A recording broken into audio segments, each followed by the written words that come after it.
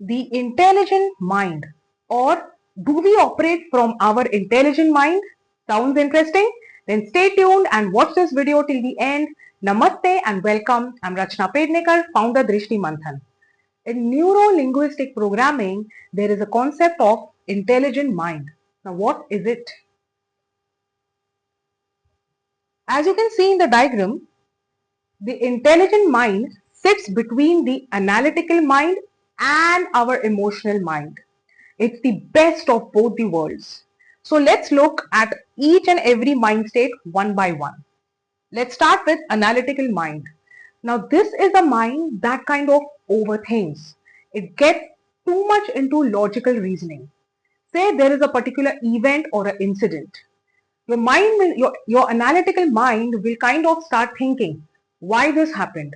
What was the reason? If this was the reason, do I have the evidence? It goes on thinking, so on and so forth. Now what happens is there is too much of time wastage, and of course your energy also is wasted because you are not being able to arrive at a rational decision because of your overthinking mind that is just churning and churning and churning. Now we come to emotional mind.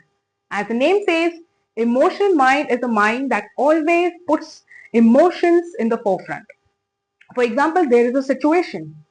If you're operating from your emotional mind, you will not think about the consequences, whether it is bad or good for you.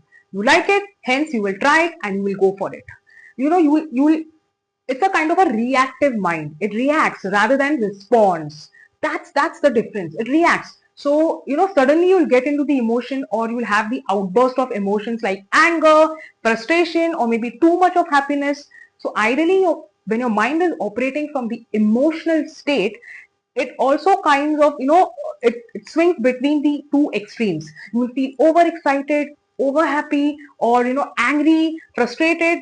Your mind will not come in the equilibrium. That's actually taking decisions from your emotions. Now let's look at the intelligent mind. As you can see in the diagram, it is exactly in between the analytical and the emotional mind. That means it is taking the best from both the worlds, from the analytical mind and from the emotional mind, and hence it is called the intelligent mind. Let me give you an example. Say there's a situation and you're thinking about it. Your intelligent mind will tell your analytical mind, okay, Mr. Analytical Mind, stop, slow on. I have a good reason, I have a good evidence, that's all about it. I will take a rational decision. Similarly, it will tell the emotional mind, hey, slow down. Just take a deep breath, relax, and let me think about the consequences, whether this is good or not good for me. And that's how you will operate from your intelligent mind. It's rational, it's logical, as well as some good dashes of emotions. That's where it combines, and hence it is called the intelligent mind. So ideally, when I'm counseling or mind coaching my clients, I try and analyze whether if they are operating from their intelligent mind, which is of course not the case. So my job is to get them to operate from this particular aspect. Well, thank you so much for watching. Do write in your comments in the comment section below that what is your dominant mind state, because your comments actually motivate me to design some good content for you. Stay tuned, stay connected. Thank you once again. Have a blessed day. Namaste.